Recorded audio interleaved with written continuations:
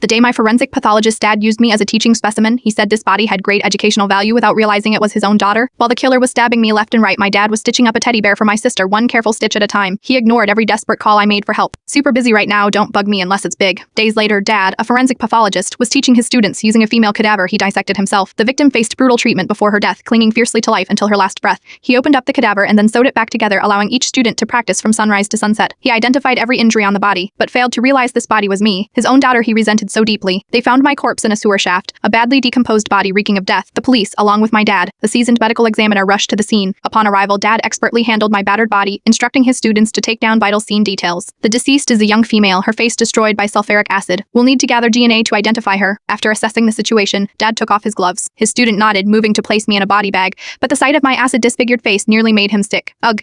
Dad shook his head. Can't stomach it. The student excused himself to vomit, then returned pale-faced. It's not about handling it, sir. It's just that this lady's fate was too harsh. Dad glanced again at the body bag, holding me, nodding dispassionately. Yeah, it's a tough one. Years as a medical examiner had numbed him to the horrors of death. But Dad, if you knew it was me, would you still be so composed? I watched them transport my body back to the police station and onto the autopsy table. Hovering above, I silently observed Dad as he donned a mask and gloves, preparing meticulously for the autopsy, disinfecting, arranging, bowing, incising. The cold scalpel sliced through my body, causing even my soul to shudder involuntarily. It didn't hurt. Compared to the 37 stab wounds on my body, this was nothing. Dad's movements were precise and skilled as he examined and noted each wound. He held my head, examining my face closely. Suddenly, he sensed something was amiss. His finger brushed my ear. I have a mole under my earlobe. He used to know about it. Dad touched the mole with his hand, and as he pondered, the students entered. Dad quickly turned around. Pushing the thought aside, he removed his gloves and told the students, this corpse is quite instructive. It's rare to see one this decomposed. Have a go yourselves. The students crowded around me, the harsh light from the autopsy table reflecting the cold steel of several scalpels. I no longer felt any pain and could only watch as Dad walked out of the autopsy room step by step. So close, Dad. You are so close to discovering that the body you were dissecting was your own daughter too. When the autopsy report was released, even the seasoned police officers furrowed their brows. The report stated clearly. The deceased was a young woman under 25 who had suffered severe abuse and multiple fractures before death. All stabbed 37 times, none of the wounds were fatal. The actual cause of death was suffocation. After death, her face was disfigured with concentrated sulfuric acid, and all her fingerprints were erased. The head of the criminal investigation team, Tony Smith, closed the autopsy report with a mix of sorrow and anger. Son of a bitch, absolutely inhuman. Dad's expression remained neutral, his years in the field having cultivated a remarkably calm demeanor. Our first order of business is to find the killer and identify the victim as soon as possible, he stated. Captain Smith, noticing a pink thread on Dad's sleeve, queried, where did this come from? A soft smile briefly crossed Dad's typically stern face as he pocketed the thread. Sophie's teddy bear lost an ear and I sewed it back on recently. Tony looked astonished. Dad shot him a wry look. Stitching is my specialty, you know that. Tony smirked. Sophie's getting old for a teddy bear, isn't she? Dad stood up, his tone firm. No matter her age, she's still my little girl, and she's been without her mother since she was young. I owe it to her to make up for that loss in any way I can. As he was about to leave, Tony caught his arm. Harper, you've got 2 daughters. You are great with Sophie.